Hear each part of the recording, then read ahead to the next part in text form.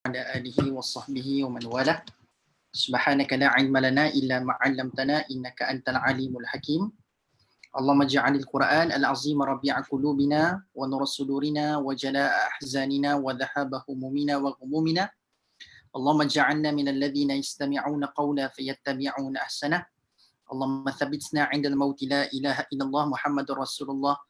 Amin ya rabbal alamin. Alhamdulillah, syukur kita pada Allah Subhanahu wa taala, tuan-tuan sekalian, ibu-ibu, ayah-ayah, kerana kita masih lagi diberi kesempatan oleh Allah Subhanahu wa taala untuk kita berkumpul dalam ruangan maya pada sesi pada kali ini. Dan alhamdulillah juga bersyukur pada Allah Subhanahu wa taala, saat ini mungkin barangkali manusia-manusia memilih untuk berehat pukul 9.50 malam. Mungkin barangkali waktu ini adalah waktu dah bersedia untuk masuk ke kamar ataupun mula untuk tidur. Tapi ibu-ibu, ayah-ayah, datuk-datuk, datin-datin, tuan-tuan, puan-puan masih lagi boleh stay setelah membaca ayat suci Al-Quran. Tambah pula masa lebih kurang 1 jam saya nak ambil pada malam ni. Saya cuba seringkas mungkinlah insya-Allah tuan-puan sekalian. Insya-Allah tak lebih 1 jam. Saya cuba tamatkan pada pukul 10.45, 10.40 saya cuba tamatkan insya-Allah. Kita nak tamat pukul 11 tuan-puan sekalian, takut lepas ni kita faham terlebih awal sebelum tiba waktunya dah. Jadi tuan-puan sekalian, kita cubalah sedaya mungkin. Mudah-mudahan peringatan daripada Allah ini menjadi sajian terbaik kepada kita sebelum kita menutupkan mata pada malam ini. Sebelum kita tidurlah pada malam ini. Sebab baginda Nabi Muhammad SAW menganjurkan kepada kita ada beberapa surah yang kita kena dekati dan perlu kita baca sebelum tidur.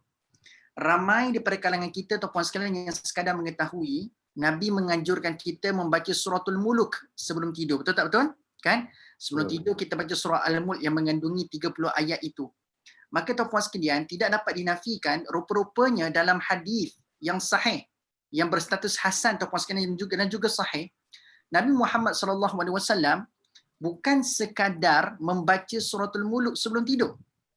Tetapi ada riwayat yang mengatakan tuan-puan sekalian, Nabi Muhammad yang disebutkan dalam tafsir Ibnu Katsir, ada juga dirakamkan satu hadis, kana Nabi SAW la yanam hatta yaqra alif lam mim tanzil as-sajdah wa tabarakalladzi biyadihil mulk. Maksudnya apa tuan-puan sekalian? Ada 2 surah rupa-rupanya Nabi baca sebelum tidur. Kita mungkin hari ini sekadar tahu Nabi baca suratul Mulk. Tapi ada satu lagi surah yang Nabi baca sebelum tidur, yang Nabi akan gandingkan surah itu dengan suratul Mulk, iaitulah surah As-Sajdah. Surah As-Sajdah. Di samping surah As-Sajdah ni sidang penonton pula. Dah terbiasa tuan-puan sekalian tunai address sidang penonton ni. Kan? Di samping kita tahu surah As-Sajdah ini merupakan surah yang kita biasa dengar khususnya pagi Jumaat. Mungkin waktu PKP dulu masjid tak buka lagi, mungkinlah kita jarang-jarang dengar. Ataupun mungkin kita biasakan berjemaah di rumah dengan anak-anak, dengan isteri dan sebagainya. Maka kita bacalah setiap pagi Jumaat itu dengan surah As-Sajdah itu. Tapi kalau sekarang ni tuan-puan sekalian masjid dah buka, kalau kita pergi masjid pagi Jumaat, kita akan baca surah inilah. Ataupun kita akan dengar imam baca surah ini. Dan akan disertakan dengan sujud sejadah dan sebagainya lah. Tapi tuan-puan sekalian, apakah perkara yang perlu kita tahu tentang surah ini? Berapa ramai yang sekadar nampak surah ini sekadar tiba ayat ke-15, ayat 16 kita akan sujud tilawah. Kita akan sujud as-sajdah sebab ada lambang sejadah, lambang masjid dekat situ. Lalu kita pun sujud. Dah. Tapi adakah sekadar itu yang perlu kita tahu tentang surah ini tuan-puan sekalian? Dan saya nak bangkitkan juga persoalan dan mungkin akan menyebabkan kita teruja nak tahu tentang surah ini. Kenapa Nabi menggandingkan surah As-Sajdah dengan surah Al-Mulk sebelum tidur? Tak ke 30 ayat dah baca surah Al-Mulk dah. Oh panjang dah tu. Itu pun berat lagi kita nak mengamalkan tuan-puan sekalian. Nak tambah lagi pula satu surah. Allahu Akbar. Dah. Allahu Akbar. 30 ayat surah Al-Mulk pun kita rasa berat dah. Nak tambah lagi 30 ayat surah As-Sajdah. Maksudnya 60 ayat kita baca sebelum tidur. Boleh tak boleh tuan-puan sekalian? Kita usahakan. 60 ayat sebelum tidur kan? Tapi tuan-puan sekalian, tak apa. Kalau kita boleh baca surah Al-Mulk saja pun dah cukup okey. Baca surah As-Sajdah saja pun dah cukup okey. Kenapa saya kata cukup okey tuan-puan sekalian? Yang tak okeynya adalah yang tak baca langsung. Yang tak okey ni yang tak baca langsung. Kita boleh baca berapa ketua ayat pun tak apa. Asalkan kita baca. Baik tuan-puan sekalian, dalam masa yang berbaki ini, izinkan saya untuk berkongsi tuan-puan sekalian, hasil dapatan saya tentang apakah perkara yang menarik. Saya tidak berhajat untuk pergi terlalu detail. So, waktu terlalu singkat. Jadi saya nak berkongsi apakah perkara yang paling menarik yang kita wajar tahu, at least lah kalau orang tanya, apa kamu dapat daripada surah As-Sajdah, kita boleh cerita ini adalah fakta-fakta menarik tentang surah ini. Okay? So saya nak kongsikan perkara yang menarik saja daripada surah As-Sajdah. Baik tuan-puan sekalian, surah As-Sajdah datang selepas surah apa dalam Al-Quran? Cuba tengok. Sebelum surah As-Sajdah, surah apa? Surah As-Sajdah datang selepas surah Luqman. Surah Luqman. Okay. Biasa baca tak surah Luqman tuan-puan sekalian? Biasa. Dia ibu-ibu ni insya-Allah cemerlang baca surah Luqman. Kenapa? Ada anjuran katanya kalau kita nak dapat anak cerdik kan, waktu pregnancy kan, waktu mengandung, katanya kalau nak dapat anak cerdik bacalah surah Luqman kan. Wallahu alam, ada tak Nabi sebut tentang perkara ini? Ya mungkin anjuran para ulama kita ataupun anjuran orang saleh. Maka tuan-puan sekalian boleh mengamalkan, tetapi janganlah kita beriktikad hanya saja kalau anak itu akan cerdik dengan membaca surah ini. Sebab tidak ada satu petanda jelas daripada baginda Nabi Muhammad SAW yang Nabi menganjurkan kalau kamu nak anak kamu cerdik baca surah Luqman. Tak ada. Dia mungkin anjuran orang-orang saleh sahaja. Okay? So anda kata tidak berlaku, contohkan sebab kenapa kita kena berhati-hati dengan amalan-amalan kita pada hari ini? Sebab kita bimbang berlaku fitnah kepada Al-Quran dan agama. Contohkan, dia tak pernah miss baca surah Luqman. Dia pada awal trimester sampai habis trimester, dia tak miss baca surah Luqman. Tapi tiba-tiba dia expect, anak dia kena jadi cerdik ni sebab tak pernah miss baca surah Luqman. Kan? Tiba-tiba berlaku sebaliknya. Maka akhirnya dipersalahkan, ustaz saya dah baca dah surah Luqman ni, tak pernah miss sepanjang 3 trimester. Tiba-tiba kenapa anak saya tak cerdik? Lalu dia menyalahkan Luqman ataupun surah Luqman. Jadi tuan-puan sekalian, mungkin kita biasa baca surah Luqman ni bila mana pregnancy. Tapi ada satu perkara menarik, persamaan di antara surah Luqman dengan surah As-Sajdah, anda perasan tak? Kedua-dua surah ini bermula dengan huruf muqatta'ah yang sama. Kedua-dua surah ini dimulakan dengan huruf muqatta'ah yang sama. Apa maksud huruf muqatta'ah? Dalam Quran kan ada surah-surah yang dimulakan dengan huruf muqatta'ah. Contohnya apa benda tuan-puan sekalian? Alif, lam, mim, ha, mim, ra, sin, mim, kaf, ha, ya, ain, sad, taha, yasin. Ini adalah disebut sebagai huruf muqatta'ah. Huruf ni huruf lah. Muqatta'ah maksudnya yang terpotong. Huruf-huruf yang terpotong. Huruf muqatta'ah, huruf-huruf yang terpotong. Sebab itulah kita tidak sebut alam. Kita nampak alif lam mim, tak sebut alam, tak sambung semuanya.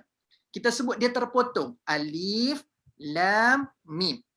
Surah As-Sajdah macam mana permulaannya? Alif lam mim. Surah Luqman macam mana permulaannya? Sama. Alif lam mim. Jadi persamaan yang menarik di antara kedua-dua surah ni adalah Luqman dimulakan dengan alif lam mim, As-Sajdah pun dimulakan dengan alif lam mim. Itu satu.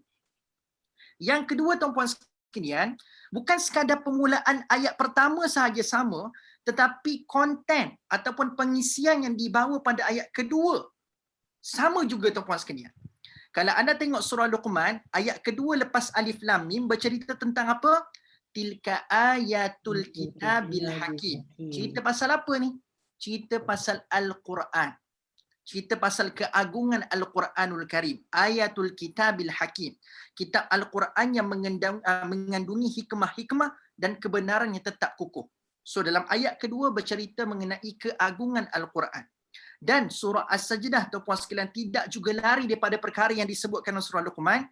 Ayat kedua surah As-Sajdah juga membangkitkan mengenai keagungan Al-Quran. Sebab ayat kedua berbunyi, tanzilul kitabi la raiba fihi min rabbil alamin. Diturunkan Al-Quran ini dengan tidak ada sebarang keraguan padanya dari Tuhan yang memelihara dan mentadbirkan sekalian alam. So antara fakta menarik yang pertama yang kita boleh tahu tentang surah As-Sajdah ni adalah ayat 1 dan ayat 2 surah As-Sajdah mirip sahaja dengan ayat 1 dan ayat kedua surah Luqman. Okay, ini fakta menarik yang pertama. Baik, tuan-puan sekalian, itu nombor satu yang saya nak kongsikan. Yang kedua tuan-puan sekalian, kalau kita sudah terbiasa dengan surah Luqman, kita akan tahu dalam surah Luqman ni tuan-puan sekalian, ada bercerita mengenai seorang tokoh yang kita semua tahu siapa tokoh tersebut. Siapa? Luqman. Luqmanul Hakim. Dan tuan-puan sekalian, Luqmanul Hakim ini adalah tokoh apa yang kita ketahui pada hari ini? Biasanya kita kagum kepada Luqman ni sebagai sebab apa? Dia ni ikon apa? Yang anda tahu tentang Luqman. Boleh kongsi dengan saya tak, ibu-ibu ayah-ayah? Biasa dengan Luqmanul Hakim. Luqmanul Hakim ni siapa? Kenapa kita adore? Kenapa kita kagum dengan dia? Apa yang kita boleh teladani daripada Luqman? Boleh kongsi dengan saya tak, tuan-puan sekalian? Apa kehebatan Luqman? Yang anda tahu? Ayah yang berwawasan. Yes, satu kita akan tahu Luqman ini adalah ikon seorang bapa yang sangat berhikmah, sangat berwawasan. Good. Lagi? Yang kita tahu tentang Luqman? Apa-apa saja. Ada lagi tak? Ada lagi nak berkongsi? Tak ada? Ada, saya nampak macam ada yang bercakap tapi dia tak unmute tu. Kena unmute dulu baru bercakap. Takut dah bercakap panjang dah. Tiba-tiba dah bersyarah panjang tu, tiba-tiba tak unmute. Oh, git. Macam mana tuan-puan sekalian? Sebut-sebut sikit. Jangan lupa unmute tu. Ya, Puan Kamaru Aini tu nampak macam nak bercerita tu. Tak keluar suara. Itulah nampak macam bersyarah panjang dah tadi. Kan? Ya, silakan. Tu unmute balik tu. Unmute balik tu. Unmute dulu. Allah, mana tu? Yang sebelah tu ada gambar mikrofon tu. Dan speaking. Okey, dah. Okey. Biarlah dia. Biarlah, tak apa. Biarlah, tak apa. Okey, tak apa. Sebab kita nak dengar pendapat daripada Puan Kamara Aini. Tak apa.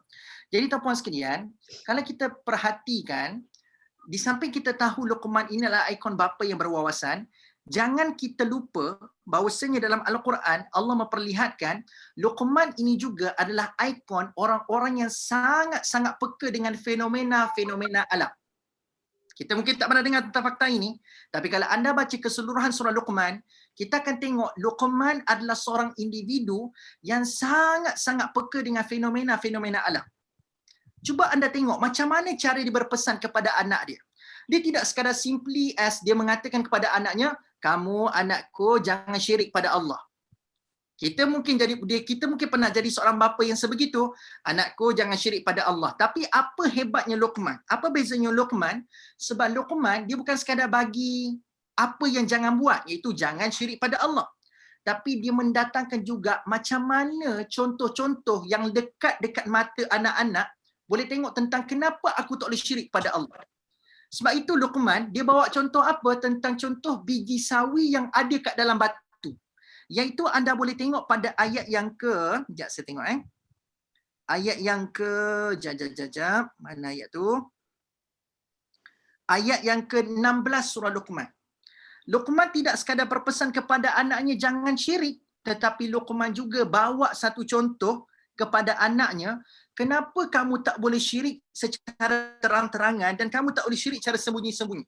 Lalu dia bawa contoh ada satu biji sawi yang berada dekat dalam batu. Jadi nak kata tuan-puan sekalian, seseorang yang tidak peka dengan fenomena alam mungkin gagal nak bawa contoh sebegini kepada anak-anak. Tapi bukti dia adalah seorang yang sangat peka pada fenomena alam, sebab itulah dia bawa contoh-contoh sebegini.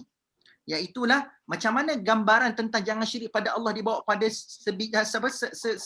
sekecil biji sawi yang ada kat dalam batu. Sebab tuan-puan sekalian, ramai daripada kalangan kita yang merasakan syirik ni bermaksud kalau kita cakap terang-terangan kita tidak beriman kepada Allah. Saya percaya kepada Tuhan yang berbeza daripada Allah Azza wa Jalla. So kita berkata orang tu syirik kepada Allah. Tapi syirik juga boleh berlaku sekecil-kecil pada detikan hati. So Luqman nak ajak anak dia, kalau kamu terdetik dalam hati kamu tidak mempercayai Allah sebagai Tuhan, pada detikan hati saja, Luqman nak bagi tahu dekat anak dia, Allah tahu apa dalam hati kamu. Sebab apa? Biji sawi kat dalam batu pun Allah boleh tahu, takkanlah apa benda dekat dalam hati kamu Allah tak tahu. Begitu. Jadi anak-anak mungkin tak nampak benda yang ghaibiyat, benda-benda yang tak nampak sebab Allah adalah ghaib, tak nampak. Tapi anak-anak dia akan faham kalau bawa cerita pasal batu, pasal biji sawi. Sebab benda tu benda nampak. Nah, jadi nak kata tuan-puan sekalian, dalam surah Luqman ada cerita pasal orang ataupun ikon seseorang yang sangat peka pada fenomena-fenomena alam. Lalu mereka mendapat petunjuk daripada Allah, mendapat hikmah daripada Allah. Asbab daripada mana? Sebab peka dengan fenomena alam. Lalu surah As-Sajdah pula tuan-puan sekalian, Allah ajar kepada kita macam manakah bentuk-bentuk ataupun boleh saya katakan terma dia, macam mana pintu-pintu untuk kita mendapat petunjuk. Sebab Luqman dapat petunjuk sebab peka dengan fenomena alam. Surah As-Sajdah pula bagi tahu kat kita ada 3 pintu yang kita kena activate, yang kita kena buka supaya petunjuk-petunjuk tu akan mudah nak mengalir masuk kepada diri kita tuan-puan sekalian. Ada 3 pintu. Nak tahu ke tak nak tahu? Nak. Tahu Ada 3 pintu. So kalau kita nak tahu tuan-puan sekalian di manakah cerita tentang 3 pintu yang akan membuka petunjuk masuk dalam diri kita, kita kena buka ayat yang ke ayat yang ke-9 surah As-Sajdah. Kemudian dia menyempurnakan dan meniup roh ke dalam tubuh Yep. dan dia menjadi pendengaran. So dalam ayat ke-9 tu ada berbicara mengenai 3 pintu yang akan menjadi pintu masuk kepada petunjuk dalam diri kita. Allah kata apa benda? Kita ambil petikan, wa ja'ala lakumus sam'a wal absar wal af'idah. So ada 3 pintu Yang pertama pintu as-sama'. As-sama'u. As-sama'a, pintu yang pertama. Pintu Pendengaran. kedua adalah al-absar. Al-absar. Pintu yang ketiga adalah al-af'idah. Al-af'idah. As-sam'a. Apakah maksud as-sam'a? Pintu yang pertama maksudnya adalah pintu pendengaran. So kalau kita nak dapat petunjuk, Allah kata buka luas-luas pintu pendengaran kamu. 1. Yang kedua, tak cukup dengan pendengaran semata-mata, Allah kata buka juga pintu apa? Al-absar, penglihatan kamu. Sebab kita mungkin rasa macam, kenapa Luqman boleh jadi macam ni? Tengok fenomena alam pun dapat petunjuk daripada Allah. Sebab apa? Dia tidak sekadar membuka telinganya untuk mendengar peringatan daripada Allah, tapi dia juga adalah orang yang membuka matanya untuk merenung ciptaan-ciptaan Allah dan tanda-tanda kebesaran Allah. Sebab dia buka pintu kedua tadi, iaitu pintu penglihatan. Tapi pintu pertama dan pintu kedua tidak akan ada gunanya kalau tidak buka pintu yang ketiga. Apakah pintu yang ketiga? Hati. So 3 pintu inilah yang akan menjadi sumber petunjuk akan singgah kepada seseorang makhluk. Maka kita kena buka 3 pintu ni tuan-puan sekalian. Okay. Kenapa penting sangat 3 pintu ni tuan-puan sekalian? Sebab inilah deria-deria yang akan menyebabkan kita mudah untuk menghayati ataupun mudah untuk kita rasa tunduk kepada tanda-tanda kebesaran Allah Azza wa Jalla. Sebab itulah Allah perintahkan kepada kita, kul siru fil ard, berjalanlah kamu kat muka bumi ni.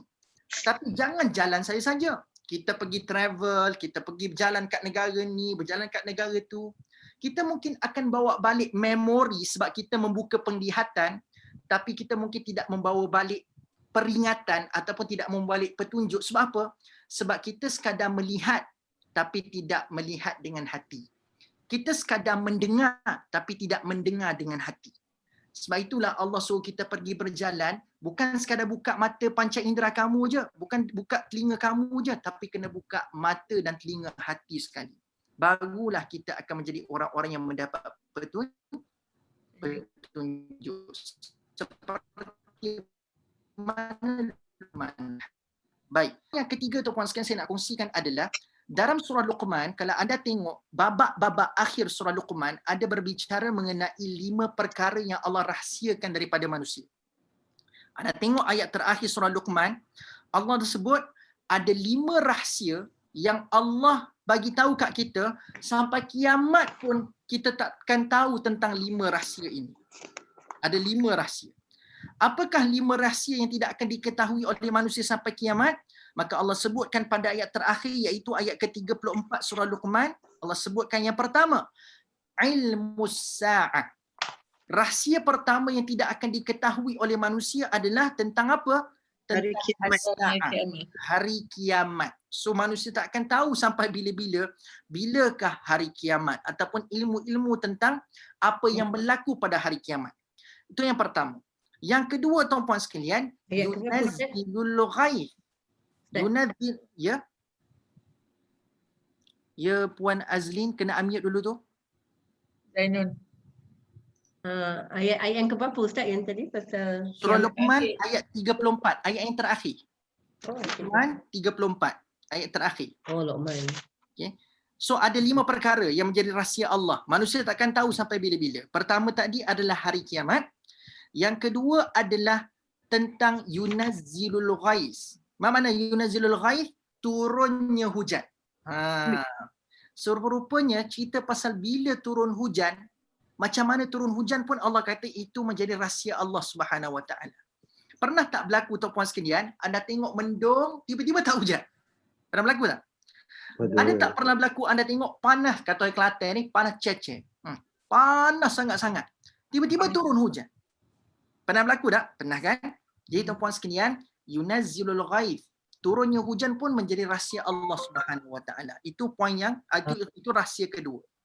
Rahsia ketiga adalah ya'lamu ma fil arham. Apa yang berada dalam rahim seorang ibu juga tidak diketahui oleh manusia. Sebab kita mungkin expect, saya nak dapat baby girl, saya nak dapat anak perempuan, tapi yang mengetahui apa dalam rahim ibu Allah. Okay? Aku nak baby boy pun tak akan berlaku kalau Allah tidak mengizinkan benda tu berlaku. Sebab apa yang berlaku dalam rahim ibu semua kuasa Allah Azza wa Jalla. Okay? Macam mana baby makan, macam mana dia bernafas, semua Allah Azza wa Jalla saja yang tahu. Baik, itu adalah yang ketiga, rahsia Allah yang ketiga. Apa yang berlaku dalam rahim kita tak tahu. Yang keempat, tuan-puan sekalian, ma tadri nafsu madza taksibu ghada. Apa yang berlaku pada hari esok pun itu adalah rahsia Allah Subhanahu Wa Taala. Ke siapa tahu kat sini apa akan berlaku pada hari esok? Ada yang tahu tak? Kok lah saya nak berilmu dengan dia, nak pergi belajar dengan dia. Dia boleh tahu tentang apa benda yang akan berlaku pada hari esok. Ya. So Allah kata rahsia keempat, apa berlaku tomorrow, tak ada siapa tahu. Macam mana nak tahu tuan-puan sekalian, hidup mati pun kita tak tahu esok hidup ke tidak kita ni. Dah, macam mana nak tahu esok saya akan pukul 8 pagi, saya dekat padang golf sebagai contoh tengah duk hayun kayu. So tak boleh tuan-puan sekalian. Kita mungkin boleh merancang, tapi untuk benda itu berlaku itu izin Allah. Itu rahsia Allah Azza wa Jalla.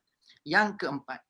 Yang kelima tuan-puan sekalian, rahsia yang terakhir yang Allah kata sampai bila-bila pun manusia takkan tahu adalah bi ayyi ardin tamut, di manakah tempat dia akan mati.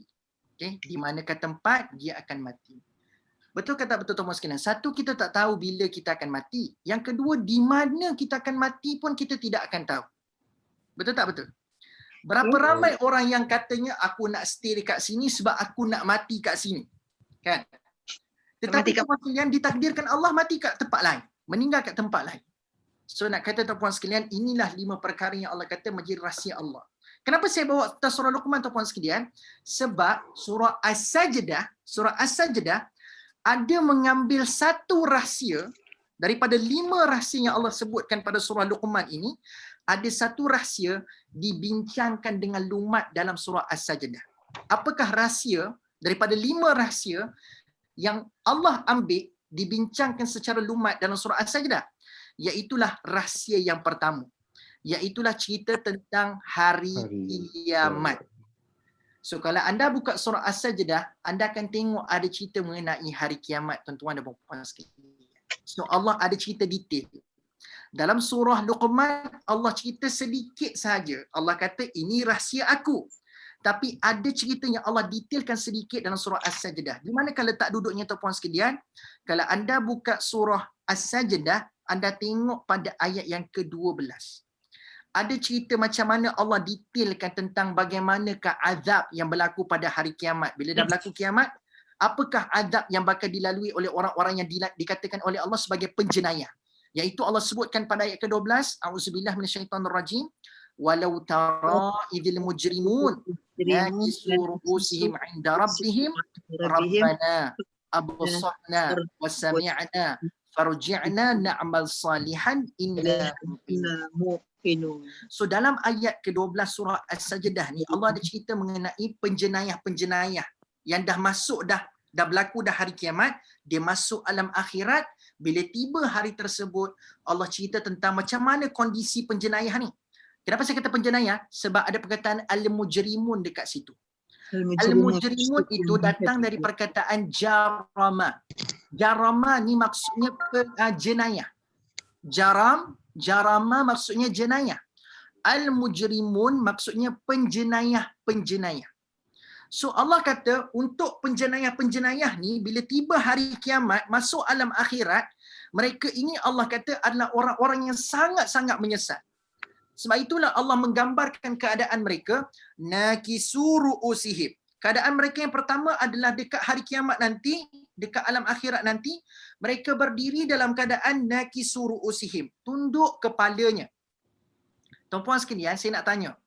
Waktu kita kecil-kecil dulu, tuan-puan sekalian, kita ada buat salah dengan mak ayah kita. Waktu kita menghadap mak ayah kita untuk mendapat pengadilan, untuk mendapat hukuman, waktu tu kita boleh berdiri tak dengan muka kita terpacak, pandang muka straight kepada ibu dan ayah kita? Takkan mampu. Selaku orang yang buat salah, bila berhadapan dengan hakim yang akan memutuskan keputusan hukuman kepada kita, sebab kita tahu kita salah, kita akan jadi orang yang macam mana? Tunduk. Tak? So sama je keadaannya dekat akhirat, penjenayah dia tahu dia buat salah. So bila mana menghadap Allah Azza wa Jal, mereka akan berdiri dalam keadaan tunduk. Dan tuan-puan sekalian, cerita tentang orang buat salah bila berlaku atau bila berada depan hakim akan tunduk ni bukan sekadar berlaku dekat hari kiamat je. Dia juga berlaku dekat dunia bila mana Allah memperlihatkan cerita mengenai abang-abang Nabi Yusuf alaihi salam. Sewaktu dia bawa adik dia pergi yang dikatakan kepada ayahnya, aku nak bawa Yusuf pergi bermain-main. Izinkan aku ayahanda. So siapakah ayahanda abang-abang kepada Yusuf ni? Nabi Yaqub alaihi salam. So abang-abang Yusuf bagi tahu dekat Nabi Yaqub iaitu ayahnya, boleh tak Abi saya nak bawa adik ni pergi berjalan main-main. Tapi rupa-rupanya dalam kepala tuan-puan sekalian dia sudah merencana untuk apa? Siapa tahu? Bunuh. Untuk membunuh. Bunuh, yes betul. Bunuh adalah perancangan awal. Tetapi Allah menghantar satu tenteranya yang bernama Simpati. Ada salah seorang daripada adik-beradik itu mengatakan, takkanlah sampai bunuh. Kita kan cuma jealous sebab Yusuf lebih disayangi oleh Nabi Yaqub. Takkanlah sampai kita kena bunuh Yusuf. Kita buang jauh-jauh je lah sampai ada orang lain kutip dia. Sebab itulah bila tiba di tempat kejadian, dia tak jadi bunuh. Dia buat apa? Dia campakkan Yusuf ke dalam telaga. Lalu bila mana abang-abang Yusuf dah buat salah, campak adik dalam telaga, balik ke rumah jumpa menghadap ayandanya, dia kata dekat ayandanya apa tuan-puan sekalian? Siapa tahu? Apa dia cakap dekat Nabi Yaqub alaihissalam? Dia kata apa? Dia kata Makan serigala. Telah dimakan oleh serigala. Yes.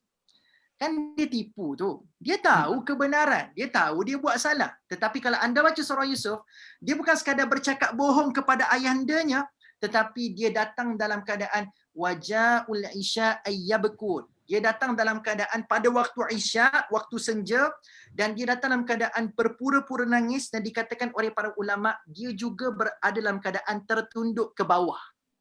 So memang diperlihatkan dekat dunia dan dekat akhirat, orang yang buat salah digambarkan dalam keadaan kepalanya tertunduk ke bawah. Kepalanya tertunduk ke bawah. Orang buat salah. Orang buat salah tak ada orang yang boleh mendabik dada lagi sebab dia buat salah. Berada depan hakim pula pada waktu itu. So orang yang buat salah memang digambarkan tertunduk mukanya. Tapi Allah sebut orang yang dekat akhirat nanti, penjenayah-penjenayah ini, dia bukan sekadar tertunduk mukanya, tetapi mereka ini mengatakan kepada Allah, Rabbana, Tuhan kami, absarna, kami dah tengok. Wasami'na, kami dah dengar. Farji'na na'mal salihan inna muqinun. Ya Allah, kami dah tengok. Tengok apa? Kami dah dengar. Dengar apa? Dan lepas dia kata, aku dah tengok, aku dah dengar, kembalikan kami kat muka bumi sebab kami nak beramal soleh. Sebab sekarang ni kami dah yakin. Sekarang ni kami dah yakin. First kali tuan-puan sekalian, dia dah tengok apa? Siapa tahu? Apa yang dia dah tengok? Sampai pada waktu itu dia berkatakan kepada Allah, kami dah tengok. Dia tengok apa? Dia dah tengok api neraka. Yes. Dia dah tengok kebenaran-kebenaran yang pernah Nabi sampaikan satu ketika dahulu. Bila Nabi sebut tentang neraka kepada dia, kiamat tu benar-benar akan berlaku, mereka endahkan, ya ke kamu cakap ni? Kalau kan dekat dunia dulu kan mereka antara orang yang gemar bertanya dekat Nabi. Ya Muhammad, kalau kita baca suratul Mulk kan, surah Al-Mulk setiap malam kan, kita kan baca ayat ni. Wa yaquluna mata hadzal wa'du in kuntum sadiqin. Anda tahu tak itu apa maksud ayat itu puan sekalian? Inilah soalan favorite yang suka sangat orang-orang kafir Quraisy ajukan kepada Nabi. Apakah soalan itu? Wahai Muhammad, kalau kamu orang-orang yang benar, cuba habaq dekat kami bila berlaku kiamat tu. Soalan favorite orang-orang Mekah tu puan sekalian yang tak beriman kepada Nabi, dia kata wa yaquluna mata bilakah? Mata hadzal wa'd. Bilakah hari yang dijanjikan itu? Kamu duk sebut pasal kiamat, akan ada neraka, syurga dan sebagainya. Okey, bila peristiwa tu? Dan dia mengatakan ditutup ayat tu in kuntum sadiqin, kalau kamu orang-orang yang benar wahai Muhammad. So dulu dekat dunia mereka adalah orang-orang yang tak percaya bila dengar Nabi duk cerita pasal kiamat. Bila dengar Nabi duk cerita pasal neraka, dia orang tak percaya. Lalu bila mana dah mati tu puan sekalian, dah berlaku kiamat tu puan sekalian, bila mana mereka tengok depan mata mereka, dia katakan Rabbana absarna. Sekarang kami dah tengok dah. Lah benda ni betul rupanya. Dulu kami tak percaya, sekarang telah diperlihatkan depan mata kami. Kami dah tengok. Dan bukan sekadar tengok tu puan sekalian, mereka dah jadi orang yang mendengar. Sami'na. Kami dengar sekali.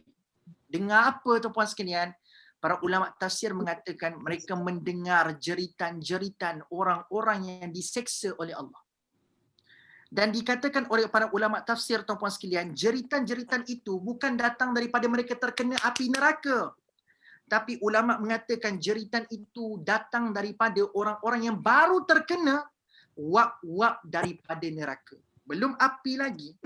Orang terpekik terlolong duk menjerit kesakitan itu, kata para ulama tafsir, mereka menjerit kerana hanya terkena wap-wap api neraka sahaja. Terkena wap pun dah terpekik terlolong tuan-puan sekalian, menjerit tak keruan tuan-puan sekalian, agak-agak kalau kena api betul macam mana keadaannya. Kena wap pun dah terpekik terlolong sebegitu. Itu pun telah mendatangkan kegerunan kepada orang yang mendengar jeritan itu, lalu mengatakan Rabbana sami'na, kami dah dengar dah sekarang ni jeritan-jeritan orang-orang yang telah terkena azab api neraka. Lalu disebabkan mereka dah lihat, mereka dah dengar, mereka mohon kepada Allah, kembalikan kami dekat muka bumi ni sebab kami nak beramal soleh. Agak-agak boleh dapat tak tuan-puan sekalian? Boleh dah jadi orang yang baik dah sekarang ni. Kan bagus ni, nampak macam dah bertaubat dah kepada Allah sekarang ni. So agak-agak Allah boleh tak nak bagi dia kesian sikit? Kesian kat dia. Dah bertaubat dah sekarang ni dekat akhirat. Boleh tak agak-agak? Tak ada dah. No. No way. Dalam erti kata lain, the game is over already. Game over. Dulu kat dunia waktu masih hidup, bila Allah hantar peringatan dan kamu tersedar, patutnya kalau nak bertaubat, taubat time tu. Sekarang, bukannya kamu tangguhkan sampai kamu dah mati tak sempat taubat. Taubat tu sekarang. Tapi kalau dekat akhirat nanti, kamu dah tengok neraka, kamu dah dengar orang terpekik tolong disebabkan azab neraka, kalau kamu nak taubat time tu, tak ada guna. Kau mintalah kepada Allah nak kembali kat dunia pun, aku takkan makbulkan. Kamu dah yakin pun sekarang, aku tak akan terima dah keyakinan kamu sekarang. Itulah gambarannya. Maka tuan-puan sekalian, nampak tak? Surah Luqman cerita pasal kiamat tu rahsia Allah. Tapi ada Allah buat pendedahan eksklusif sedikit tentang apa yang berlaku waktu hari kiamat nanti, tuan-puan sekalian. Tapi hebatnya surah As-Sajdah ni, tuan-puan sekalian, Allah tidak mahu kita tunduk sebab maksud sajdah ataupun sajadah tu datang dari perkataan sajadah, iaitu maksudnya sujud. Allah tak nak kita ni sujud dekat dia hanya sekadar dibayangi ketakutan kepada Allah. Takutnya azab Allah ni, takutnya. Tapi Allah nak juga kita sujud kepada Allah disebabkan nikmat yang bakal diterima dekat dalam syurga nanti. Sebab itulah tuan-puan sekalian, Allah balancekan surah ni. Di saat kita rasa takut dengan neraka, Allah balancekan ada cerita mengenai syurga dalam surah As-Sajdah, iaitu pada ayat ke-19. Iaitu Allah menyebutkan, a'udzubillahi minasyaitonirrajim, ammal ladzina amanu wa 'amilus solihati falahum jannatul ma'wa nuzulam bima kanu ya'malun. Sebab tuan-puan sekalian, hari ini ada orang boleh hormat seseorang kerana ketakutan. Tapi tak ramai orang yang boleh hormat seseorang kerana dia sayangkan orang tersebut. Contoh kan, kita hormat cikgu disiplin dekat sekolah sebab apa? Sebab kita takut. Bukan sebab kita sayang, betul? Tapi Allah tak nak kita sekadar sembah dia ataupun sujud kat dia sebab ketakutan. Tapi Allah nak suruh kita ni sujud pada dia sebab Allah tu terlalu sayang kepada kita. Allah terlalu baik kepada kita. Jangan sujud sekadar dibayang ketakutan, tapi Allah nak kita sujud ni juga bayangkanlah kebaikan dan rahmat Allah kepada kamu. Sebab itulah Allah balance ketakutan cerita pasal neraka ni, Allah balancekan dengan cerita pasal apa? Cerita pasal syurga. Sebab tu ada cerita pasal syurga pada ayat ke-19. So janganlah kita bukanlah jangan takut pada Allah.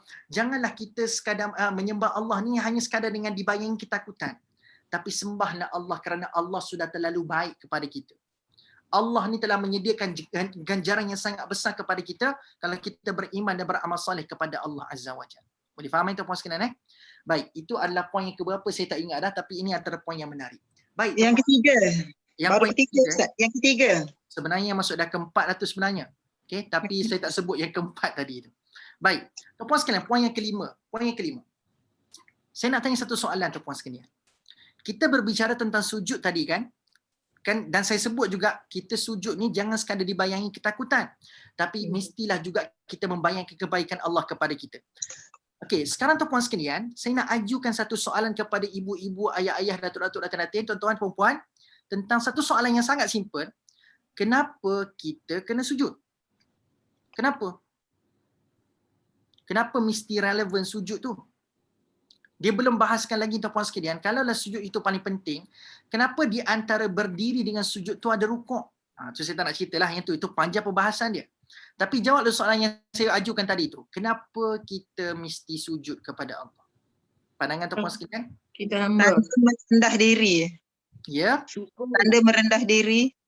tanda merendah diri kepada Allah Azza wa Jalla. Betul? Lagi?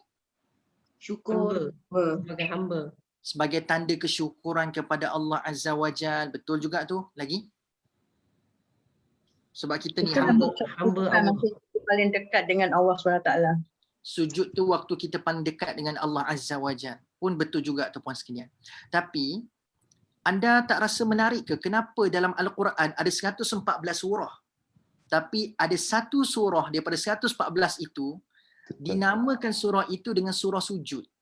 So, mestilah surah itu adalah surah yang paling cemerlang memberikan makna kenapa kita mesti sujud. Maka surah ini juga tuan-puan sekalian bercerita secara detail dan jelas tentang kenapa kita mesti sujud. Dan bagaimana kita nak memaknakan sujud kita tuan-puan sekalian. Baik, yang ni saya sangat cadangkan anda catat poin ni. Supaya kita tak akan rasa sujud tu sekadar rutin. Nak buat macam mana Ustaz kalau tak sujud dalam solat? Kan batal solat. Kan? Kita tidak sekadar nampak sujud tu sekadar rutin yang kita kena follow, rukun, dan macam mana wajib sujud je lah. Kan? Jadi bila mana saya bawa poin-poin ni tuan-puan sekalian, berpandukan surah As-Sajdah, kita akan nampak, ini sebab kenapa saya kena sujud.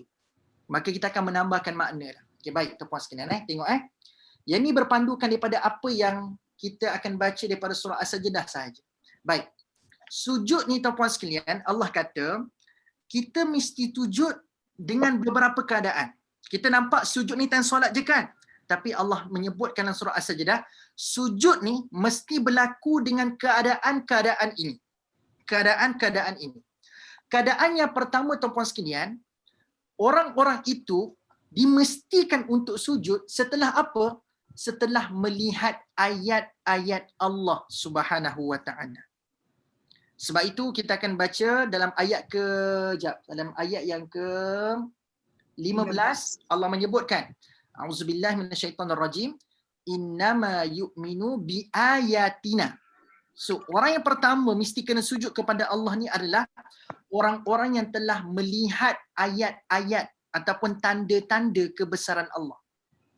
Ayat-ayat Allah ni, anda jangan sekadar fahami ayat-ayat Allah ni maksudnya ayat Quran. Anda baca ayat Quran, inilah ayat-ayat Allah. Itu bukan sekadar kefahaman kita tentang ayat-ayat Allah. Ayat-ayat ni tuan-puan sekalian dia ada 3 maksud. Bila sebut tentang ayat, dia ada 3 maksud. Yang pertama adalah ayat Quran yang kita baca, itu adalah ayat. Yang kedua, tuan-puan sekalian, sejarah-sejarah umat-umat terdahulu pun itu adalah ayat-ayat Allah. Cerita tentang Nabi tu, cerita pasal kaum tu, cerita pasal orang-orang yang dimanasakan oleh Allah dalam Al-Quran, itu pun juga ayat kata Allah Azza wa Jalla. Yang ketiga, tuan-puan sekalian, di samping kita tahu ayat tu ayat Quran dan kedua adalah kisah-kisah Al-Quran, yang ketiga adalah ayat tu merujuk kepada fenomena Allah. Maksudnya anda tu itu adalah ayat Allah. Bintang yang anda tengok dekat atas sana pada waktu malam itu juga adalah ayat Allah Azza wa Jalla. So inilah 3 maksud ayat. Al-Quran, kisah-kisah Al-Quran, kisah sejarah daripada Al-Quran. Yang ketiga adalah fenomena alam. So Allah kata, bila kamu kena sujud, bila mana kamu telah melihat ayat-ayat Allah itu tadi. So orang yang telah melihat ayat Allah, melihat tanda kebesaran Allah pada 3 poin tadi tu, sepatutnya mereka lah orang yang paling banyak bersujud kepada Allah Azza wa Jalla. Sudahkah pembacaan Quran kita pada hari ini, yang sudah kita khatam berkali-kali ini, menyebabkan setiap kali bila anda baca je ayat Quran, anda merasakan anda kena sujud kepada Allah sekarang. Menyebabkan anda rasa ketundukan yang sangat dahsyat kepada Allah Azza wa Jalla. Sudahkah pembacaan Quran kita menyebabkan kita rasa nak tunduk kepada Allah? Sudahkah kita bila mana dengar cerita-cerita umat-umat terdahulu menyebabkan kita rasa nak tunduk kepada Allah? Sudahkah kita merenung fenomena-fenomena alam sehingga menyebabkan kita rasa nak tunduk kepada Allah Azza wa Jalla? So ini poin pertama. Sujud apabila kita melihat ayat-ayat Allah Subhanahu wa taala. Berpandukan innama yu'minu bi ayatina. Yang kedua, tuan-puan sekalian, allazi idza dzukiru biha.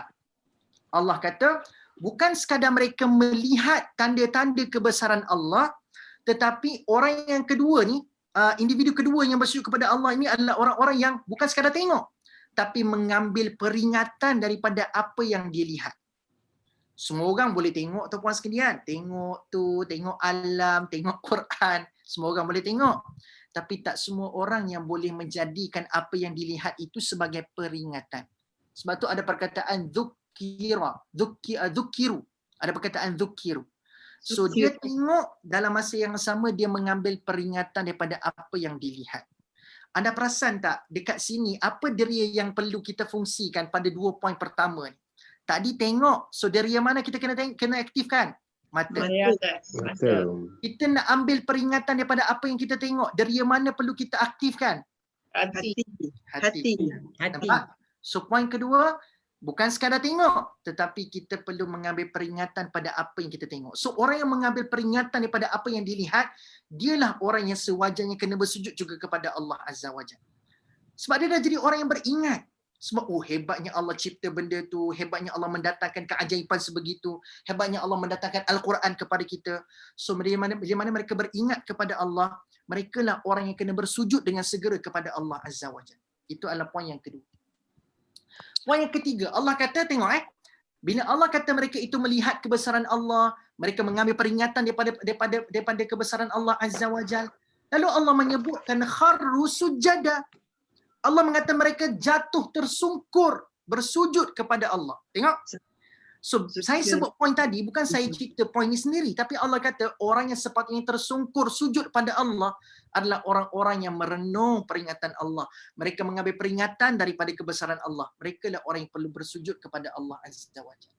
Dan orang yang bersujud ini, kata Allah Azza wa Jalla, mereka lah juga automatik menjadi orang yang paling banyak bertasbih dan mengucap syukur kepada Allah.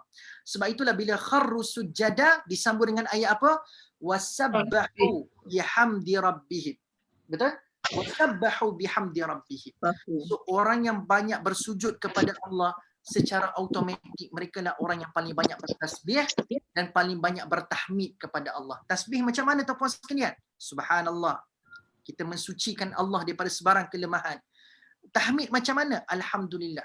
So sujud sepatutnya perlu didasari dengan 2 perkara ini. kita mensucikan Allah daripada sebarang kelemahan. Yang kedua adalah kita meyakini Allah lah sebaik-baik pemberi nikmat kepada kita, lalu kita kena ucap terima kasih atas kebaikan Allah Azza wa Jalla dengan tahmid. Okay? Dengan tahmid. So adakah pada hari ini tuan-puan sekalian, sujud kita telah menyebabkan kita makin rasa Allah tu tak lemah?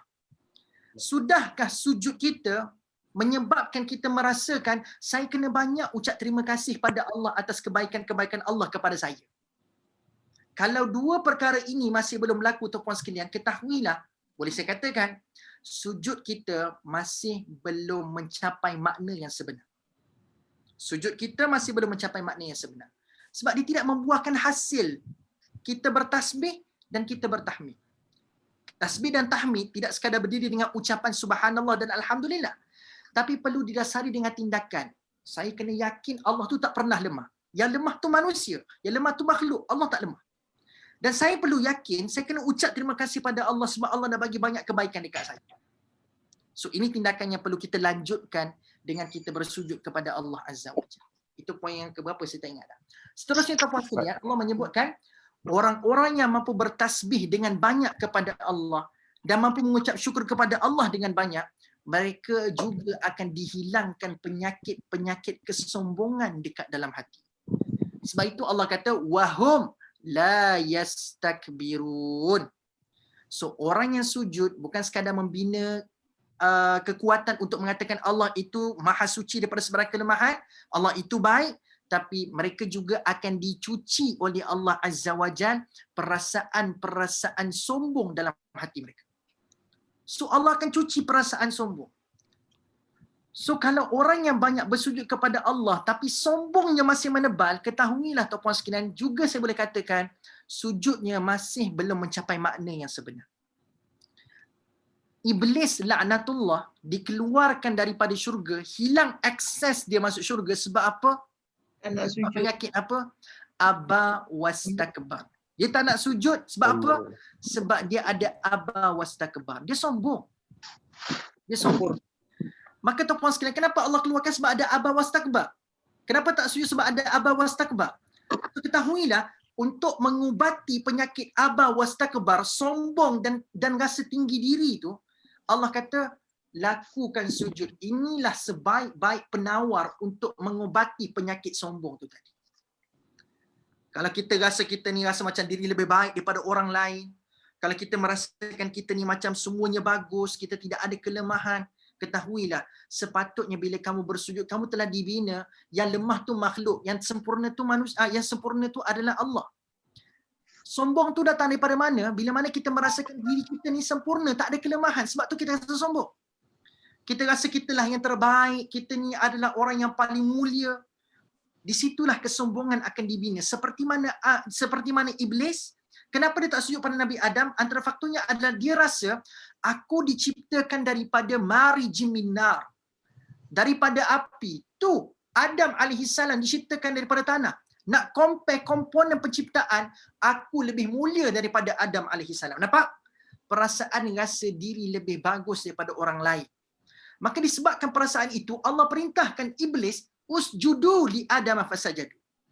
Sebab kamu ada penyakit tu iblis, aku nak minta kamu bersujud kepada Adam alaihissalam. Sujud itulah penawarnya. Tapi iblis buat ke tidak? No. Dia tidak mahu mendekati penawar itu. Maka kalau kita ada perasaan sebegitu, rasa diri lebih baik, rasa kita ni rasa susah nak, kita rasa sombong, maka kita kena dekati penawarnya, iaitulah banyakkan bersujud kepada Allah. Nampak tuan-tuan sekalian, macam mana Allah build up makna dalam sujud ni. So Allah kata sujud ni waktu bila kita melihat kebesaran Allah dan kita mengambil peringatan daripada kebesaran Allah. Lalu kita akan tersungkur, tersujud kepada Allah Azza wa Jalla. Lalu dengan bersujud kita menjadi orang yang banyak bertasbih dan bertahmid. Lalu dengan tasbih dan tahmid itu akan menyebabkan kita hilang rasa sombong kat muka bumi ni, tuan-puan sekalian. Nampak? Sesudahkah sujud kita mencapai makna-makna yang saya sebutkan sebentar tadi, tuan-puan sekalian? Kalau masih belum, tuan-puan sekalian, kita baru saja lalu Isra' dan Mi'raj punya hari kan? Beberapa minggu yang lepas kita melalui peristiwa Isra' dan Mi'raj, memperingati peristiwa Isra' dan Mi'raj. Kita semua tahu sujud ini adalah wajib dalam solat kita. So, Cuba jadikan solat ke solat itu kita memaknakan sujud ini supaya kita ini, tuan-tuan sekalian, end goalnya, matlamat terakhirnya, kita menjadi orang-orang yang dicabut oleh Allah perasaan sombong tu tadi. Perasaan sombong. Sebab manusia tak layak untuk memegang perangai ataupun sikap sebegitu. Manusia tak layak nak pegang perangai sombong. Manusia tak layak nak pegang sikap sombong, tuan-tuan sekalian. Tak layak bagi manusia untuk pegang sikap ini. Sebab yang sempurna itu hanyalah siapa? Allah Azza wa Jalla. Baik, 5 minit yang terakhir tuan-puan sekalian. Banyak lagi nak cerita. Okey, baik. Tadi kan saya sebut, dengan bersujud akan menyebabkan kita dicabut perasaan sombong. Tapi, kita sekarang ni mungkin rasa, Ustaz, saya tak sombong lah. Saya rasa macam saya ni tak sombong dah. Rasanya dah berjaya dah sujud saya ni. Rasanya macam sujud saya ni memberi makna kepada saya ni. Saya tak sombong lah, insyaAllah Ustaz. Tuan-puan sekalian, Allah kata, nak tengok kamu ni sombong tak sombong, ada 3 kriteria Allah sebut. Dalam surah As-Sajdah. Okay? Matlamat sujud adalah akan mencabut kesombongan dalam diri kamu. Tapi nak tengok betul ke kamu dah tak ada sombong dalam diri, ada 3 cara nak tengok. Ada lagi tak? Kalau kita boleh buat 3 benda ni, insya-Allah memang benarlah sombong tu dah tak ada dah dalam diri kita. Tapi kalau 3 ni berat-berat lagi nak buat, tuan-puan sekalian, barangkali mungkinlah sombong tu tebal lagi kat diri kita lah, tuan-puan sekalian. Okay, baik. Apakah yang pertama? Yang pertama, tuan-puan sekalian, kita kena rujuk pada ayat yang ke-16. Ayat ke-16. Surah As-Sajdah. Allah menyebutkan, A'udzubillahi minasyaitonirrajim, tatajafa junubuhum 'anil madaji'. So yang pertama nak tengok kamu ni betul ke tak sombong ni. Sudahkah kamu mampu untuk meninggalkan tempat tidur kamu untuk bangun qiyamul lail, bangun bertahajud kepada Allah Azza wa Jalla. So Allah letak benchmark pertama, betul ke kamu ni tak sombong? Nombor 1 apa? Banyak melakukan qiyam. Macam lepas belum kriteria pertama ni? Banyak melakukan qiyam. So sujud mencabut kesombongan. Tanda kita tak sombong, kata Allah, mampu meninggalkan tempat tidur pada waktu malam melakukan qiyam. First, kriteria pertama. So yang tu pun kita telah tertunduk mengatakan istighfar. Astaghfirullah. Nombor 1 pun rasa macam, macam mana ni keadaan kita. Bukan anda lah, mungkin saya kot kan, saya. Bukan anda lah tuan-puan sekalian. Baik, itu nombor 1. Nombor 2, tuan-puan sekalian, tanda kita telah tidak ada perasaan sombong, Allah menyebutkan karakter kedua, yad'una rabbahum khaufan wa tama'a. Dia bukan sekadar bangun qiyam pada waktu malam, tetapi mereka juga adalah orang-orang yang banyak berdoa dan bermunajat kepada Allah Azza wa Jalla, dalam keadaan takut dan tamakkan perhatian Allah. So dalam ayat ni Allah menyebutkan khaufan wa tama'an kan. So dia berdoa dalam keadaan takut dan dia berdoa dalam keadaan dia tamak. Bukanlah dia tamak ni maksudnya aku nak semua, tidak. Tamak dalam ayat ni kata para ulama merujuk kepada tamakkan perhatian Allah. Kenapa saya katakan tamak perhatian Allah? Sebab dia bangun di 1/3 malam. Pada waktu orang celik, orang tengah tak tidur, tuan-puan sekalian, ramai orang berdoa kepada Allah. Tapi kenapa dia pilih untuk bangun di 1/3 malam? Sebab dia tamakkan perhatian Allah. Sebab tu dia memilih waktu berdoa di saat orang lain tengah tidur lena pada waktu malam.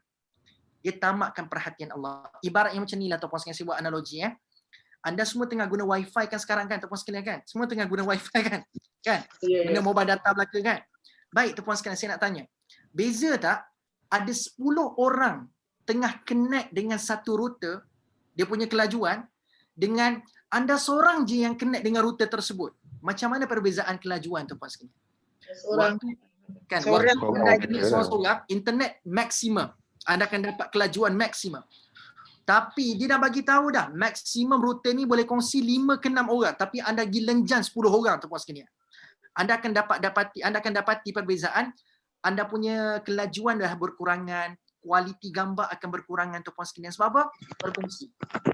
So anda boleh imagine, waktu siang ramai orang nak connect dengan Allah dengan berdoa. Lalu tuan-puan sekalian, dia akan dapat perhatian daripada Allah. Tapi bukankah Allah akan lebih tumpahkan perhatian di saat orang lain tak berdoa sebab tengah tidur, dia pilih bangun malam-malam, bangun qiyam, dia berdoa kepada Allah. Connection dia pada waktu itu lebih strong tak? lebih strong, Yes. lebih kuat. So, sebab itulah tuan-puan sekalian, tanda tak sombong bangun qiyam. Yang kedua adalah bukan bangun qiyam tu saja. Dia bangun, dia banyak berdoa kepada Allah dengan penuh ketakutan dan penuh rasa tamakkan perhatian Allah. Dan yang terakhir tuan-puan sekalian, tanda dia tak sombong, Allah kata benda wa mimma razaqnahum yunfiqun. Mereka menjadi orang-orang yang banyak berinfak, banyak bersedekah di jalan Allah Subhanahu Wa Taala. So inilah 3 piawaian, 3 KPI yang Allah letakkan.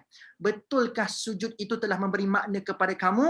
Kalau benar, ianya akan mencabut kesombongan daripada diri kamu. Tetapi macam mana kamu nak tengok sudah tidak ada sombong dalam diri? Yang pertama, sudahkah kamu banyak melakukan qiyam? Yang kedua, sudahkah kita ni banyak bermunajat kepada Allah pada waktu malam? Dan yang ketiga, sudahkah banyak kita ini mengeluarkan apa yang Allah rezekikan kepada kita dengan bersedekah dan berinfak? So inilah 3 kriteria yang Allah letakkan dalam surah As-Sajdah. So nampak susah ke nampak senang? Susah Ustaz. Nampak macam jauh lagi ni perjalanan kita ni tuan-tuan sekalian kan? Tetapi but yet Allah just letakkan KPI, tapi Allah bagi tahu kat kita life is about process. Tak ada orang yang baik-baik kat muka bumi ni lahir-lahir dah boleh qiyam dah, lahir-lahir dah boleh bermunajat dah, lahir-lahir dah boleh sedekah dah. Tapi life is all about process. So Allah bagi tahu kat kita inilah KPI. Tapi lepas Allah letakkan KPI ni, janganlah pula kita kata, tak mampu ni Allah, tak mampu dah. Tak boleh. Patutnya bila Allah letak KPI sebegitu, azam kita adalah, saya kena merancang hidup saya, supaya saya berada dalam proses, saya akan jadi lebih baik daripada hari ke hari. Lalu saya dapat mencapai KPI seperti mana yang Allah sebutkan dalam ayat surah As-Sajdah ini. So mungkin kita tak mampu nak qiyam tiap-tiap malam, tapi mulakan dengan 2 bulan sekali. Contoh, kan? Tak mampu 2 bulan sekali, kita buat dengan 3 bulan sekali. Dah mampu 3 bulan sekali, 2 bulan sekali. Dah mampu 2 bulan sekali, sebulan sekali. Nampak tak? So, it's about proses. Jangan terlalu cepat untuk kita nak berubah. Kita mengetepikan sunnah alam ataupun sunnah kita punya nafsu sendiri. Kan? So, kita kena ada step by step, tuan-puan sekalian. Dah 10.48 ni, tuan-puan sekalian. Ada lagi banyak point ni nak cerita ni. Kan? Ya, Ustaz. Jadi tuan-puan sekalian, nak katanya mungkin saya tak boleh nak tamatkan semua pada hari ini, tapi ini antara fakta-fakta menarik saya nak kongsikan, dan izinkan saya untuk kongsikan poin yang terakhir ni je. Boleh tak boleh tuan-puan sekalian? Boleh. Last je. Saya sebab salah Please. 10.48 Kita nak dengar lagi. Kalau boleh, yang boleh Kalau dengar. boleh nak dengar lagi Ustaz. Siapa? Okey, sebelum poin terakhir, anda nak tahu tak apakah ganjaran bagi orang-orang yang dah mampu untuk buat 3 KPI tadi tu? Kan tadi saya tak habis lagi tu. Saya kata dengan sujud Allah cabut sombong. So tanda tak sombong buat 3 benda tadi. So kalau orang dah mampu buat 3 benda tadi, apa ganjaran Allah berikan kepada mereka? Yang ni penutup untuk poin yang sebelum ni, poin second last ni.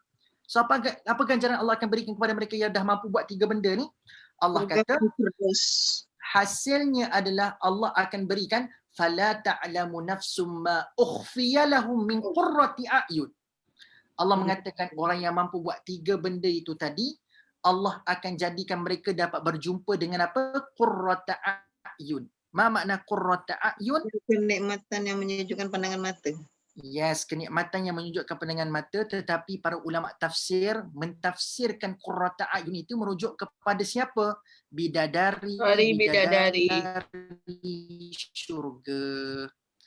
Bidadari. So qurrata a'yun. So satu nikmat yang menunjukkan mata. So apakah nikmat menunjukkan mata? Bidadari syurga. So Allah kata inilah ganjaran. Dan Allah kata bukan sekadar mendapat bidadari syurga, Allah kata masuklah dia ke dalam syurga. Jaza'an bima kanu ya'malun. Masuk dalam syurga. So orang yang berjaya buat 3 benda yang menjadi tanda dia tidak ada sombong dalam diri dia, dia akan dapat 2 ganjaran seperti mana kata surah As-Sajdah. Berpandukan ayat 17. Pertama, dapat bidadari. Yang kedua adalah dapat syurga Allah Subhanahu Wa Taala. Itu ringkaslah. Sebenarnya ada perbahasan panjang, tapi itu ringkasnya. Mudah-mudahan ini motivasi kita lah untuk kita banyak bersujud dan memaknakan sujud kita, tuan-puan sekalian. Baik, poin yang terakhir. Poin yang terakhir, boleh tak tuan-puan sekalian buka ayat ke-22 surah As-Sajdah? Ini perbincangan kita ayat yang terakhir. Okay? Ayat ke-22. Yang mana tuan-tuan dan puan-puan sekalian, yang poin terakhir saya nak kongsikan ini, dia mungkin akan menyebabkan kita berfikir panjang. Iaitulah tuan-puan sekalian, selama ini bila kita dengar perkataan zalim tu, kita sentiasa membayangkan orang zalim tu adalah dia ni mungkin seorang pemimpin yang buat khianat kepada rakyatnya. Bila dengar je perkataan zalim, kita sedang membayangkan dia mungkin seorang ketua yang buat khianat kepada orang bawahannya, kan? Seorang yang berkuasa buat zalim, buat khianat kepada orang bawah. Maka inilah kefahaman kita tentang zalim. Injustice, ketidakadilan, itu zalim. Tapi tuan-puan sekalian, Allah menempelak kefahaman kita dengan bagi tahu kat kita kezaliman tidak semestinya berlaku bila leader buat zalim pada rakyatnya. Bila mana orang yang tinggi buat zalim, buat khianat pada orang bawah. No.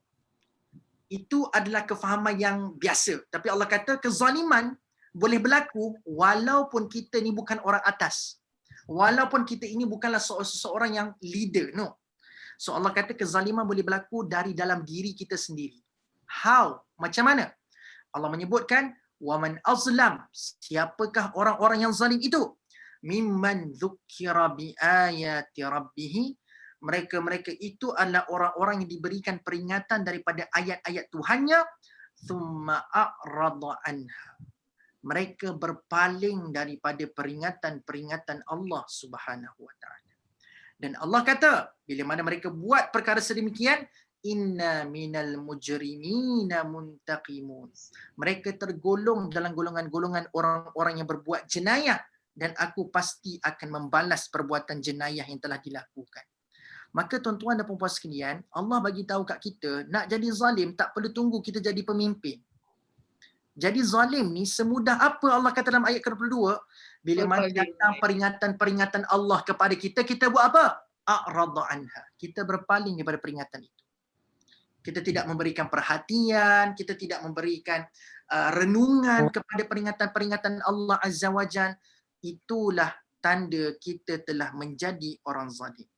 Dan Allah banyak sebut dalam Al-Quran tuan-puan sekalian, orang-orang zalim tempatnya bukan di syurga. Tempatnya bukan di syurga tuan-puan sekalian.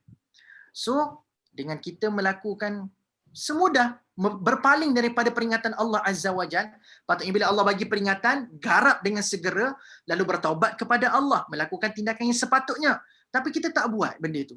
Tak bertaubat, tak buat tindakan yang sepatutnya. Lalu Allah kata mereka lah orang zalim.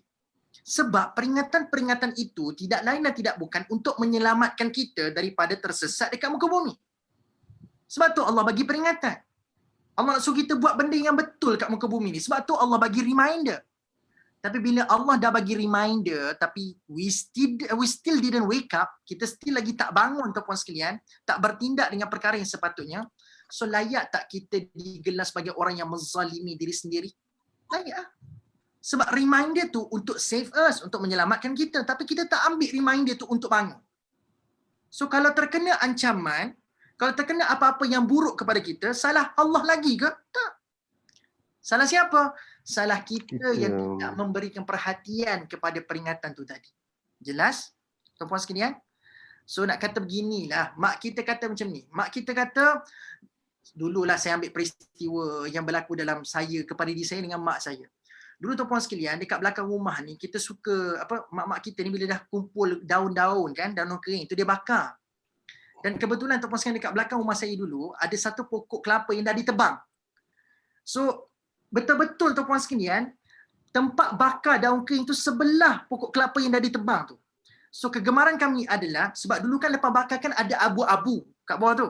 So, kami ni buat apa? Kami panjat tempat yang dah dipotong pokok kelapa tu, kami buat macam tempat nak pergi terjun untuk swimming tu. So, di situ. So, abu-abu kat bawah tu macam kolam lah pada waktu tu. Sebab bila mana terjun daripada atas, debu tu boom, naik gitu. Kita seronok tuan-puan sekalian. Tapi mak saya pesan, dah kata begini lah. Dia kata, jangan, bara api mungkin ada lagi tu. Kan? Mungkin ada bara api lagi dekat situ tu.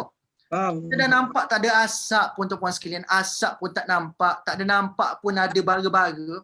Kita tak endahkan peringatan. Mak kita kata dah, jangan. Peringatan dah bagi dah. Kan? lalu kita pun dengan confidentnya macam perenang kebangsaan lah kita ni buat gaya tu. Kita pun terjun dekat abu tu tuan-puan sekalian. Melecur kaki. Memang ada pun bara api pada waktu tu tuan-puan sekalian, melecur kaki. So, pada waktu itu tuan-puan sekalian, mak kita salah lagi ke? Dah. Tak salah dah. Mak kita dah bagi peringatan dah, jangan pergi. Tapi kalau kita terjun, waktu tu kalau berlaku keburukan kat kita, kita telah menzalimi diri kita sendiri. Sebab apa? Sebab kita tidak endahkan peringatan tu. Sebab itulah Allah bagi tahu, siapa orang zalim, bila mana diberikan peringatan, a'rada anha. Dia berpaling daripada peringatan tersebut. Mudah-mudahan tuan-puan sekalian, dengan kita melatih diri kita untuk memaknakan sujud, kita menjadi orang-orang yang mudah untuk menggarap dengan segera peringatan-peringatan Allah kepada kita.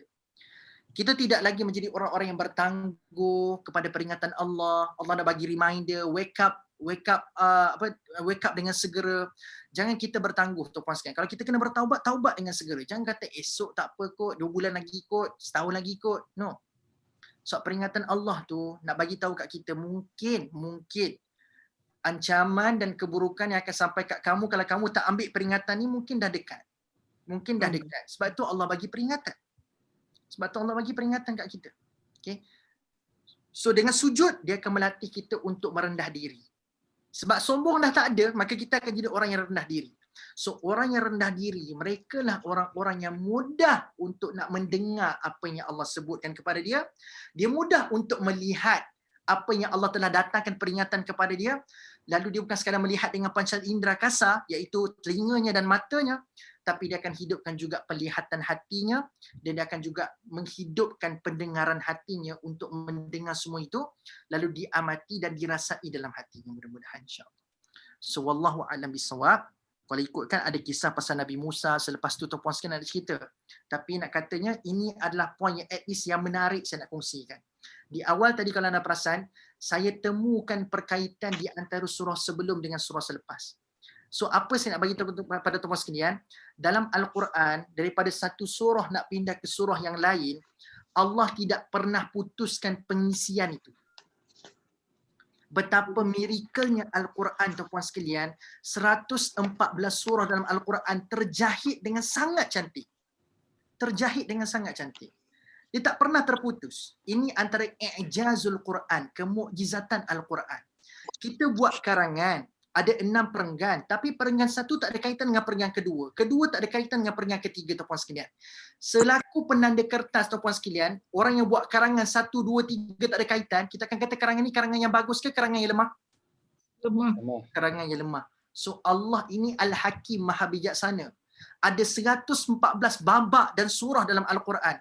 Allah mustahil ada kelemahan. Sebab itulah daripada satu surah nak pindah surah seterusnya ada perkaitan. Sebab tu saya bawa di awal perbincangan kita pada tadi tu sekalian. Sebab kita nampak dalam Quran Luqman dengan As-Sajdah rupa-rupanya berhubung. Daripada sudut pertama tadi ayat 1 dengan 2 mirip saja pengisiannya. Ini bukan kebetulan, Allah well plan belaka tuan-puan sekalian. Semua telah dirancang oleh Allah Azza wa Jalla. Okey. So mudah-mudahan tuan-puan sekalian anda dapat rasai kemujizatan Al-Quran, dapat pengisian surah As-Sajdah. Mohon maaf atas segala kekurangan tuan-puan sekalian. Masa yang terbatas inilah sekadar yang saya boleh kongsikan. Walaupun banyak sebenarnya pengisian, mudah-mudahan memberikan makna pada surah As-Sajdah yang mudah-mudahan tidak lagi anda rasa kosong bila dengar imam baca dekat masjid lepas ni tuan-puan sekalian. Taklah anda rasa bila nak sampai 15, bila sampai 15 nak tujuh sejadah ni kan. Anda tak akan jadi orang sebegitulah. Anda akan dengar ada perkataan as-sam'a, ada perkataan al-absar, ada perkataan al-afidah. So anda dah jadi orang yang berbeza daripada orang sebelum ini. Cepatlah ayat 30. No. So anda dah ada pengisian dah lepas ni bila dengar surah As-Sajdah. Wallahu a'lam bissawab. Saya serahkan kembali pada Haji Sharifuddin insya-Allah. Ustaz nak tanya sikit boleh Ustaz? Silakan puan saya. Kan kita bila baca Quran tu, bila jumpa perkataan sujadah ke apa kan kita just sebut aja subhanallah ataupun kita sujud, tapi kita selalunya tak sujud lah, kita buat subhanallah walhamdulillah macam tu kan. Cukup setakat gitu aja ke Ustaz? Tak tengok konteks ayat tu semua. Okey, sebaik-baiknya pada ada ayat yang ada sajdah itu kita melakukan sujud tilawah. Itu yang sebaik-baiknya. Tapi andai kata ada kekangan, contoh kita baca Quran dalam train, dalam kereta api ataupun dalam kapal terbang. yang tidak membolehkan kita untuk melakukan sujud, maka memadailah dengan kita mengucapkan tasbih. Sebab itu tujuan utama sujud tu. Sebab apa? Macam mana ayat tadi? Alladzina yu'minu bi ayatina alladzina idza dzukiru biha kharru sujada wasabbahu bihamdi rabbihim. So itulah tujuan sujud, untuk kita boleh mengucapkan tasbih dan syukur. So memadai kalau ada kekangan kita mengucapkan subhanallah walhamdulillah la ilaha illallah wallahu akbar. Tak jadi masalah. So boleh, tak ada masalah. Boleh saja. Sebaiknya sujud tilawah lah. Sebaiknya sujud tilawah. Ada lagi soalan ke? Ada. Boleh Ustaz, tanya? Ustaz, Ya, silakan. saya nak tanya Ustaz. Boleh tanya, Ustaz? Halo? Waktu yang sesuai untuk kita kiam tu pukul berapa Ustaz? Waktu yang sesuai. Okey. Waktu yang sesuai kalau ikutkan Nabi menyebutkan seperti Yang afdal lah, yang afdal. yang yang afdal. afdal. Sepertiga malam lah. Sepertiga malam ni sebenarnya dia berbeza-beza. Sebab kita waktu tidur malam kita tu berbeza-beza kan tuan sekalian kan. Tapi tidaklah ada satu waktu yang spesifik. Sebab yang disebutkan kepada kita adalah untuk menghidupkan malam tu, itu adalah benda yang kita digalakkan buat. Bukan sekadar bangun tapi menghidupkan malam tu. So bangun pukul 4 pun okey as long as kita menghidupkan malam tu dengan ibadah. Dia tak jadi apa juga bangun pukul 4 tapi tak hidupkan. So poin utama bangun tu adalah menghidupkan malam tu. Dia boleh jadi bangun pukul 5.30 pun tapi setengah jam sebelum subuh itu dihidupkan dengan sebaiknya, maka itu juga adalah seafdal perbuatan pada waktu malam yang kita bangun itu. Dia bukan isu bangun pukul berapa. Isunya adalah apa yang kita buat dekat dalam malam yang kita bangun tu. Sebab tu kalau anda baca Quran, tidak disebutkan tentang bila punya isu. Tapi yang Allah highlightkan tentang bangun malam ni lah apa yang kita buat waktu bangun tu. Sebab tu kita baca surah As-Sajdah tadi, tatajafa junubuhum anil madaji'i, apa dia buat bila dia bangun qiyam tu? Yad'una rabbahu. So Allah tak cerita dia bangun pukul 3 pagi, pukul 4 pagi, tak. Tapi Allah cerita pasal apa yang dia buat pada malam tu. Berdoa kepada Allah dengan penuh ketakutan, dengan penuh rasa tamak kepada Allah Azza wa Jal. So apa yang buat tu matters. Apa yang kita nak buat tu lagi penting daripada kita nak bincang nak bangun pukul berapa. Dia lagi berkualiti orang yang bangun 5.30 tapi dia punya setengah jam qiyam tu bertawakal kepada Allah, salat kepada Allah, berzikir kepada Allah tu lagi dahsyat daripada orang bangun 3 pagi tapi dia punya sembahyang tu sekadar meletihkan badannya sahaja. Tidak ada keterhubungan hati dengan Allah Azza wa Jalla. So, nak kata macam mana? Quality comes first. Macam itulah, quality comes first. That's why Allah bicarakan tentang ibadah apa kita kena buat berbanding dengan pukul berapa nak bangun. Saya cadangkan tuan-puan sekalian, yang sekadar dan semampunya kita. Nah, kalau bangun pukul 4 pagi yang kita mampu, bangun pukul 4 pagi. Kalau bangun pukul 5 pagi yang kita mampu, pukul 5 pagilah kita bangun. Yang sekadar dan semampunya untuk kita lakukan. Wallahu a'lam bishawab. Okey, boleh ya Tuan Razali Okey, baik. Terima kasih Ustaz, terima kasih. Sama Tuan Razali. Lagi ke? Ada. Pukul 11 dah ni kita ni. Allahu Akbar. Ada yang nak tanya lagi? Tak ada kita tu. Ada. Tak ada, Okey. tak ada lah. Sila saya respect lah pada haji-haji semua. Pukul 11. Ni bukan cerita pasal Maharaja Lawak Mega ni kita duk cerita ni. Kita tengok pasal Quran malam-malam ni yang boleh